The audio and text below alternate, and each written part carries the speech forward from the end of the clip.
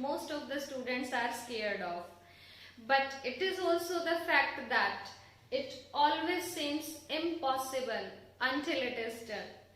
Hello everyone and welcome to our channel of Learning Mathematics.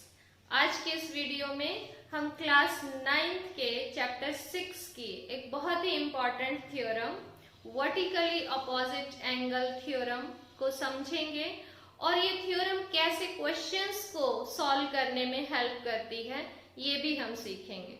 So let's see what is the theorem and how it will be proved. The statement of the theorem is if two lines intersect each other then vertically opposite angles are equal. थोड़ा सा पहले vertically opposite angle को समझते हैं ताकि हमारे जो है क्वेश्चन या थ्योरम को प्रूव करने में ये हमारी हेल्प करे.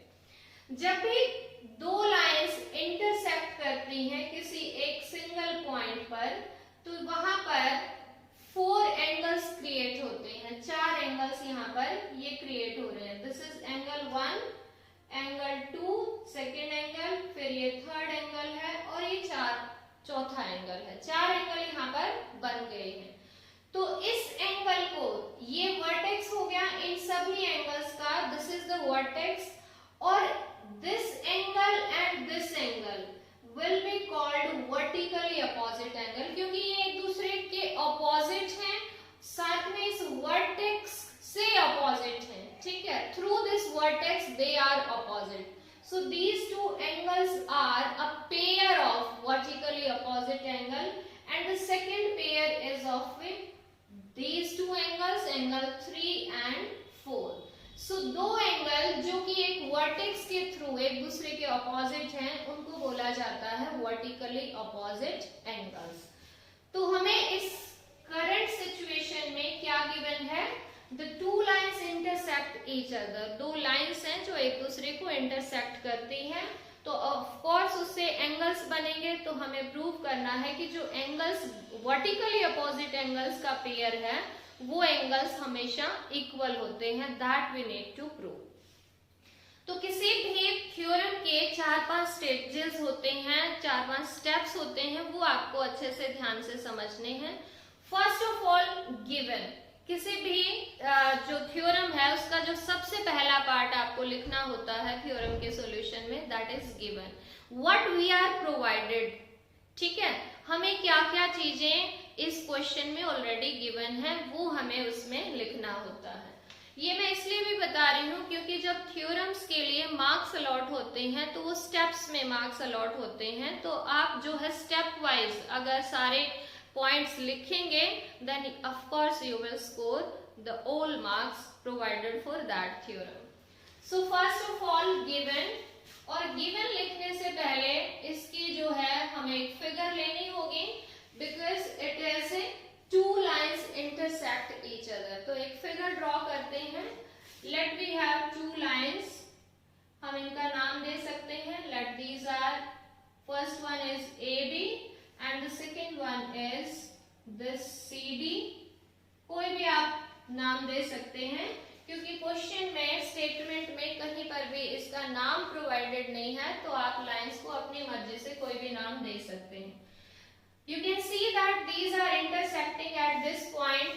तो इस पॉइंट का भी हम नाम रख लेते हैं. Let this is O. ठीक है, तो जो करंट सिचुएशन है इस क्वेश्चन में स्टेटमेंट में these are the two lines which are intersecting each other at point O. ये हमने सपोज कर लिया.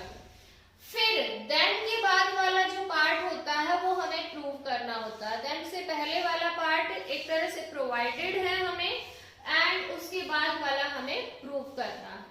ठीक है, तो यहाँ पर जो ये एंगल्स बने हैं this angle and this angle, this is a pair of vertically opposite angle.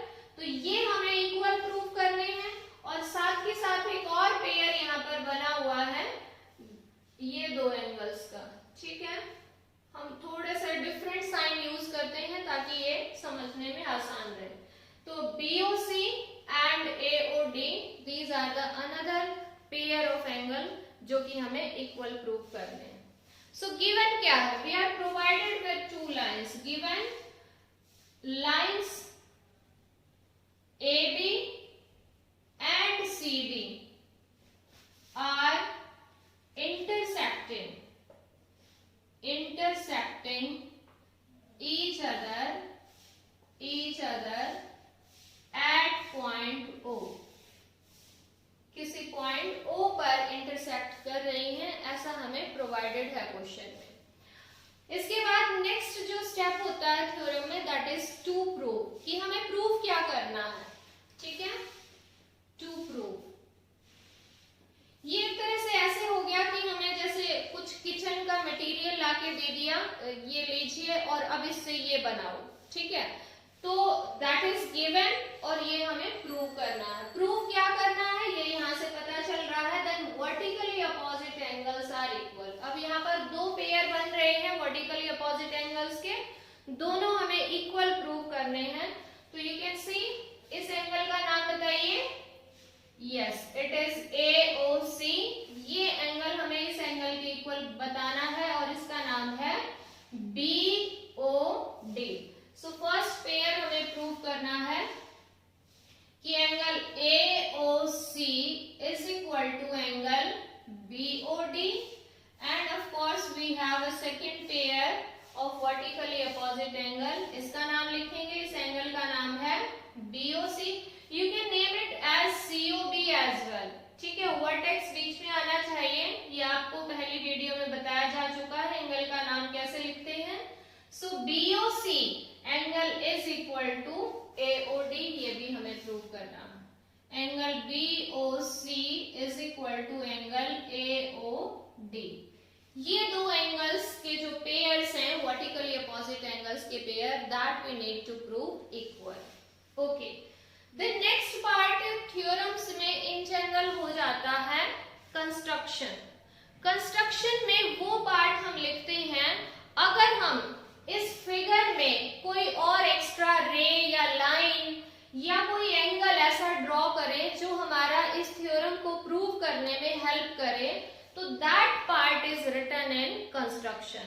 और अगर ऐसा नहीं है तो दैट पार्ट इज स्किप्ड, उसको छोड़ देते हैं। तो इसमें हम कोई और एक्स्ट्रा लाइन, रे वगैरह कुछ ड्रॉ नहीं कर रहे हैं। दिस फिगर इज सफिशिएंट, तो इसलिए कंस्ट्रक्शन हम इसमें नहीं लिखेंगे। And the next part is proof. Proof यानी कि वो पार्ट है थ्योरम का जहां पर हम रीजंस देते हैं, लॉजिक्स देते हैं टू प्रूव अवर स्टेटमेंट। हमें ये चीजें प्रूव करनी है, ये एंगल्स प्रूव करने हैं और इनको प्रूव करने के लिए, इनको सच साबित करने के लिए हम कुछ एविडेंसेस, जैसे वकील देते हैं अपनी बात को कोर्ट में साबित करने के लिए कुछ सबूत देते हैं कि ऐसा हुआ वैसा हुआ, ऐसे ही हम जो है इन एंगल्स को प्रूव करने के लिए कुछ एविडेंसेस, कुछ सबूत, कुछ रीजंस कह सकते हैं यहाँ पर, वो रीजंस देंगे कि ऐसा है। देन हम जो है एक रिजल्ट पे पहुंचेंगे जिससे ये vertically opposite angles equal prove हो जाएंगे। So that is the procedure how a theorem goes. Yes, proof में हम कैसे इसको शुरू करें, let's see. Yes, now see, yes, I think you will be agree with the fact that AB is a line because it is given in the question कि AB and CD are two lines.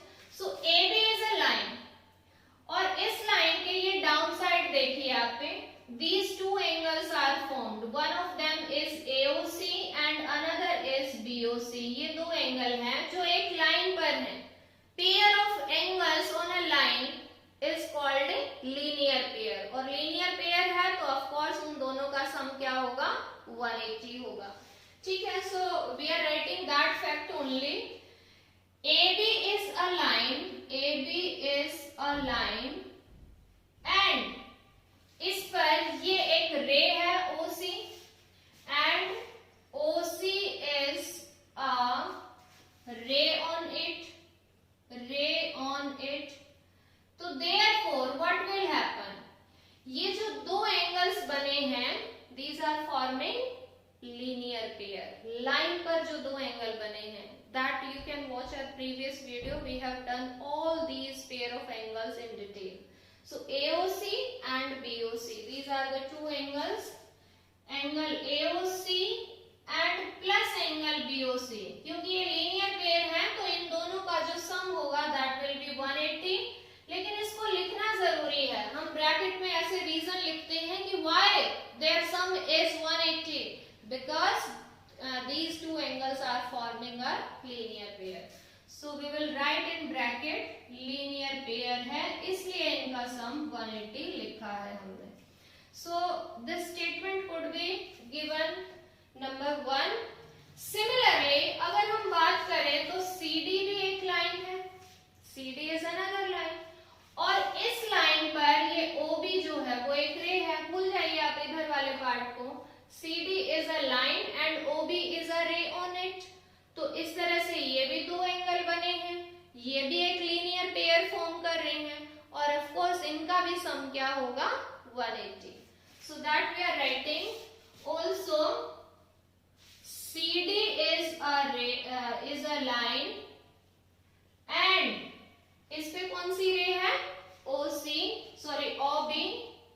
OB is and OB is a ray on it.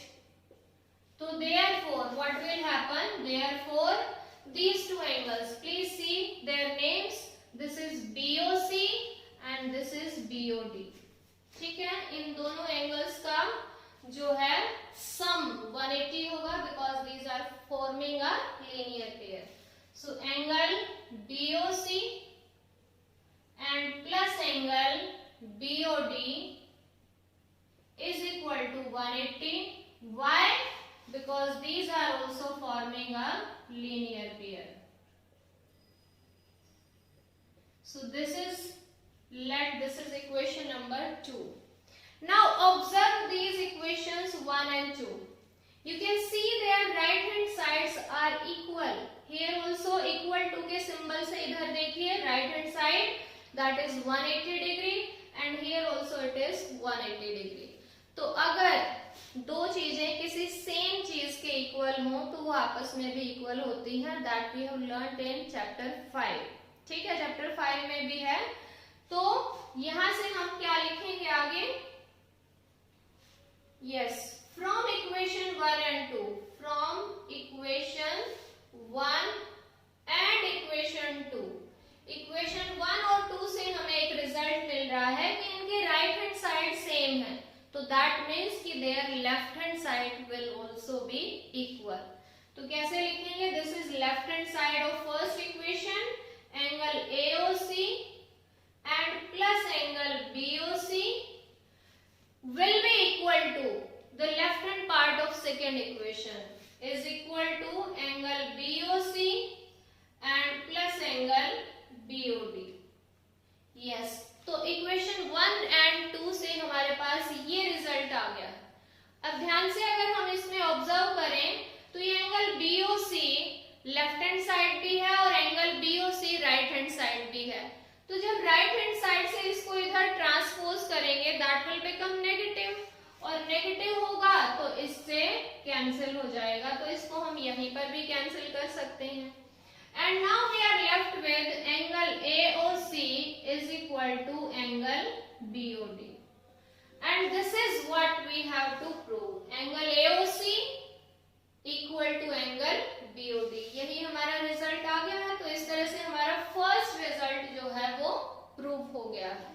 ठीक है, second result के लिए हम इसी type से लिख सकते हैं. That depends on marks as well. ठीक है, वो डिपेंड करता है कि आपका जो थ्योरम है वो कितने मार्क्स की है. इन जनरल हम सेकेंड पार्ट को प्रूव नहीं करते हैं. Simply write Similarly, we can prove the second part as well. यानी जैसे जैसे हमने ये फर्स्ट पार्ट को प्रोसीड किया है कि ये एक लाइन थी, देन ये रे है, इन दोनों का सम ये है, तो इसी टाइप से हम सेकंड को भी प्रोसीड कर सकते हैं. So similarly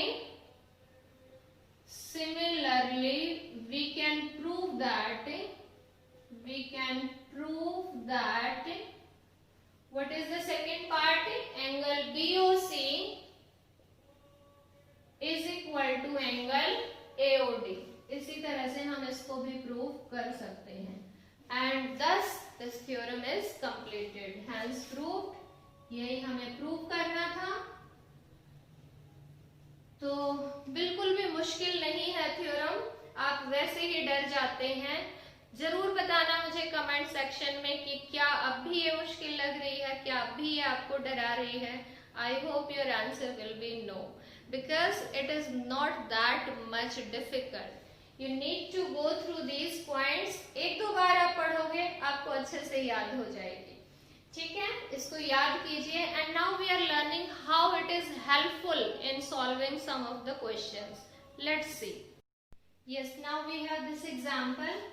Lines PQ and RS, you can see here, this is line PQ, this is RS, intersect each other at point O.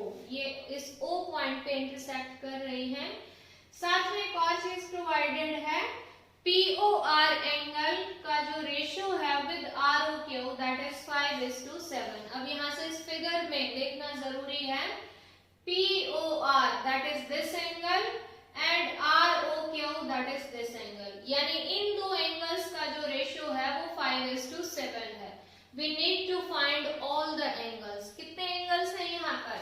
4 angles हैं, तो चारों की वैल्यू हमें चाहिए इस एक रेशियो की हेल्प से.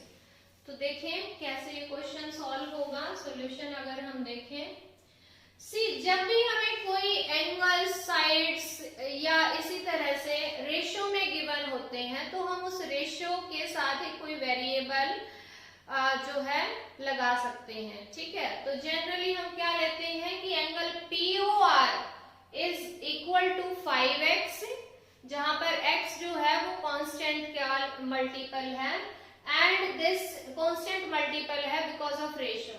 एंड ROQ को हम मान सकते हैं that is 7x. So we are given that ratio of angles POR is to ROQ, that is given as 5:7. तो लेट सपोज करते हैं कि angle POR is equal to 5x and angle ROQ is equal to 7x. ये 7x होगा. अब यहाँ पर आप क्लोजली ऑब्जर्व करो तो ये एक लाइन आई हुई है. तो लाइन है तो इसका मतलब sum of these two angles will be 180 because of linear pair, क्योंकि ये जो दो एंगल्स हैं ये क्या बना रहे हैं? Linear pair. तो देयरफॉर जो एंगल POR है plus angle ROQ will be equal to 180 degree. Reason साथ में देना बहुत जरूरी है because these are forming linear pair. So वो हमने लिख दिया. अब POR is 5x plus 7x is equal to 180 degree. 5 plus 7 12x is equal to 180 degree and x will be 180 divided by 12. Cancel करेंगे और x की वैल्यू यहाँ से आ जाएगी 1 and then 5. x is equal to 15. So अगर x 15 है then what is value of POR? That is 5 multiplied by x. x की value रख देंगे. thus या therefore एंगल POR हमारा आ जाएगा 5 into 15. That is 75 degree. And similarly, angle ROQ is 7 into x. x की value 15 आ चुकी है. So 7 into 15 and that is 105 degree. तो इससे ये दो एंगल तो आ चुके हैं हमारे पास. Now we are left with those angles. कैसे आएंगे? Vertically opposite angle. See, this angle will be equal to this angle because these are forming a pair of vertically opposite angles. अब लिखेंगे बाद में. Now, angle SOQ is equal to, किसके equal है? Angle POR के. POR और POR की value थी 75 डिग्री. So that is 75, यानी SOQ की वैल्यू भी क्या आ चुकी है? 75. And now we are left with this angle. इस एंगल का नाम है POS. आप इसका SOP भी लिख सकते हैं. Vertex should be in middle. So POS angle किसके इक्वल है? Vertically opposite. ROQ angle ROQ and ROQ की वैल्यू यहाँ पर आई हुई है 105 डिग्री। तो दैट मीन्स हमारे जो चारों एंगल्स हैं वो आ चुके हैं। Angle POR, this is 75, this is then 105, this is again 75 क्योंकि ये इक्वल होंगे and that is 105. So I hope you understood this question and the previous theorem और इनको कैसे अप्लाई करते हैं थ्योरम को in solving the question. Hoping that this video will be very much beneficial for you in understanding this theorem as well as how to apply the theorem in solving the questions. And for more videos, stay connected. We would be uploading more videos for the current topic and for the remaining topics as well. And keep watching, keep learning. Bye-bye.